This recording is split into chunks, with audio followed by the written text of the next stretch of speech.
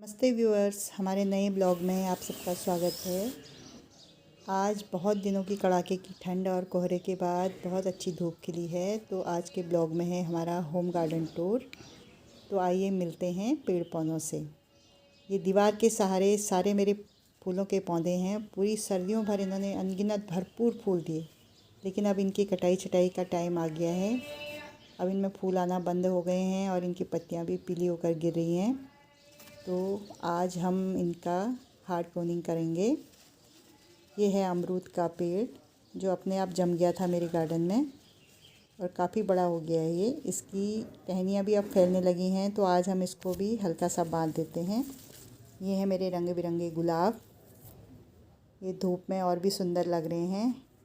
कुछ मैरीगोल्ड भी हैं यहाँ पे, और ये एक मेरा बहुत सुंदर गुलाब है। देखिए इसकी पंखुड़ियाँ बिल्कुल प्लास्टिक प्लांट की तरह लग रही हैं। और ये हैं कलियाँ। 2-3 दिन लगातार धूप आई तो ये कलियाँ भी पूरी तरह से खिल जाएंगी।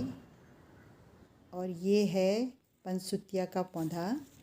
इसकी पत्तियाँ भी अब धूप से हल्की हल्की लाल होने लगी हैं। अब कुछ दिनों में ये पूरी पत्तियाँ लाल होकर एक फूल का रूप ले लेंगी और पूरा पौधा जो है गुलदस्ते की तरह लगेगा।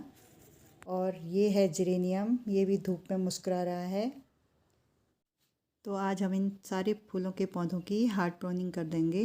थोड़ा बुरा भी लग रहा है इनको काटते हुए, क्योंकि बहुत सारे फूल इसमें लगे हुए थे और कई रंगी बिरंगी चिड़ियाएँ इसमें बैठने के लिए आती थी।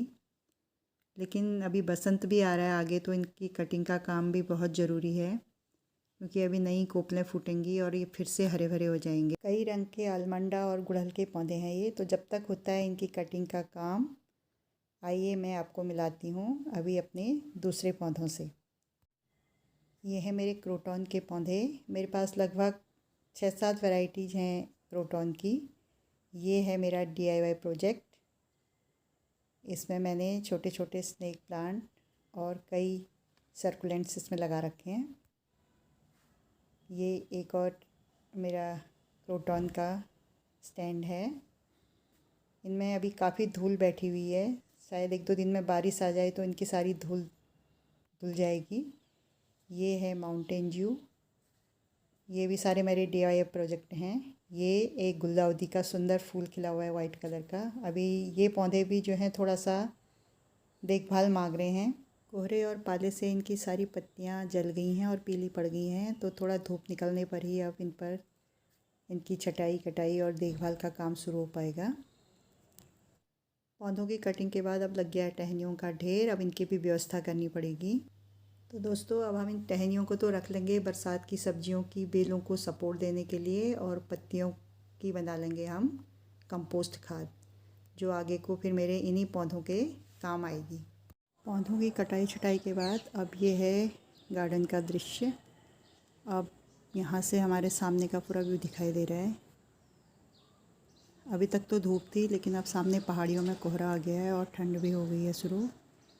ये है अपराजिता का पौधा। अब इसमें फूल आने बंद हो गए हैं। अब इसकी अभी हम कटिंग करेंगे।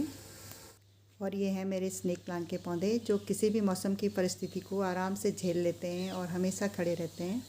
तो दोस्तों, अगर आपने मेरे चैनल को सब्सक्राइब किया है तो बहुत धन्यवाद, और अगर आप नए हैं तो प्लीज़ सब्सक्राइब कीजिए। Thank you for watching.